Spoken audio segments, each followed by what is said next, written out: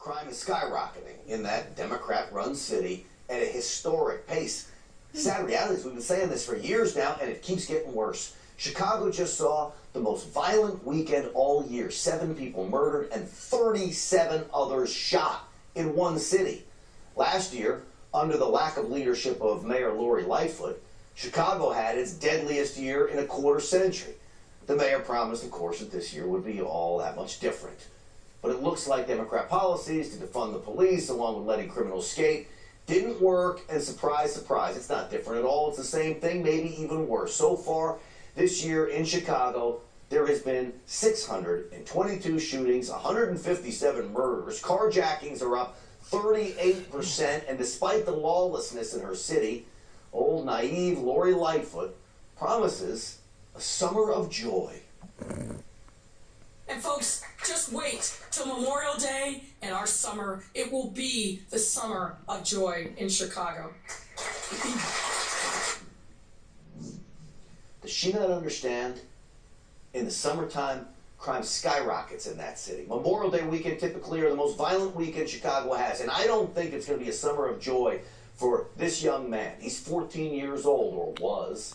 Malik Smith, found dead in Chicago less than 2 weeks ago, shot in the head in the back alley. Apparently, he was on spring break, going to a convenience store with his friends. No arrests have been made in his death so far. That's the norm for Chicago. You tell his family they're going to have a summer of joy when that young man is not around. I'm joined now by founder and senior pastor at the New Beginnings Church of Chicago, founder and CEO of Project Hood Communities Development Corporation. Corey Brooks is here. Pastor, thanks for coming on tonight. Thank you for having me. I appreciate it.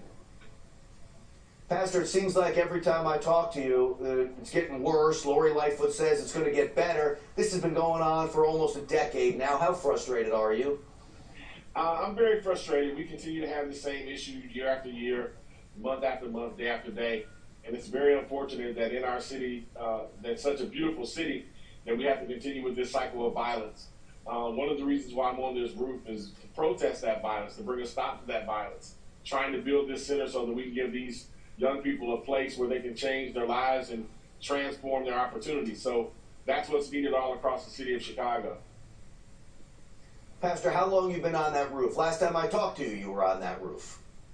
Yeah, I've been here 136 days now. 20 days I went to be with my mom who died of cancer, so it would have been 156 days. But I've been here diligently, talking about the same issues day after day, trying to bring attention and awareness to what's going on in our community. I'm going to continue to do it until we solve this issue, until we build this community center, until we make life better for a lot of people. Someone needs to keep saying something. All right, so the people have a say in all of this. Lori Lightfoot's the mayor. She was asked about her re-election chances. Take a listen to this soundbite, Pastor. How could you possibly even consider running for re-election as mayor of the city of Chicago after all the harm you've caused? Well, I disagree with you fundamentally, and I don't think I need to address any and dignify your comments 1 second further. Wow. Pastor, was there anything wrong with those comments? I'm saying what they need to say to get out of every situation. And the truth of the matter is, she's going to have a very uphill battle to be reelected. I think everyone knows that, including her. The issues that we're faced with in Chicago need to be dealt with, and they need solutions. And they're going to have a leader that can change that. And so far, it looks as if she's having a tough time doing that and convincing people that her message is resonating, is not working thus far. So I believe that it's going to be a tough race for her to be reelected. Not only do I believe that, but most Chicagoans believe that. But you know, it's politics, and who knows what's going to happen in the city of Chicago. That's the problem that we're facing with already, that you never know what's going to happen. You know, Pastor, the gangbangers, the thugs, the bruisers on the street, they have clear responsibility in all of this for having no regard for human life. We know the left-wing leaders in Chicago have a role in all of this with coddling the criminal, defunding the police. What is your message to the parents out there that want change, the people of Chicago that can do something to hold these people accountable? I'll let you have that last word in here. Absolutely. Most people in Chicago, like myself, including parents, we want safe communities. We want a community where our children can go out and play, where our spouses can drive cars in place without being carjacked.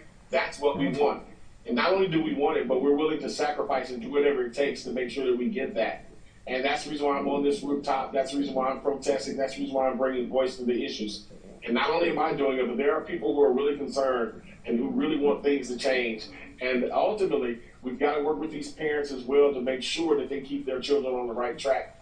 This summer is imperative that we provide many, many solutions and opportunities for a lot of kids, because if not, it's going to be a very dangerous and hot summer.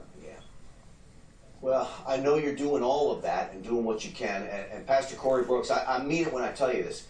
You are an example of what is great with America. And there are so many people like you in cities all across the country. We often forget about what good people are doing to stop bad people. You're one of them. Pastor Corey Brooks. Thank you so much. Always, sir.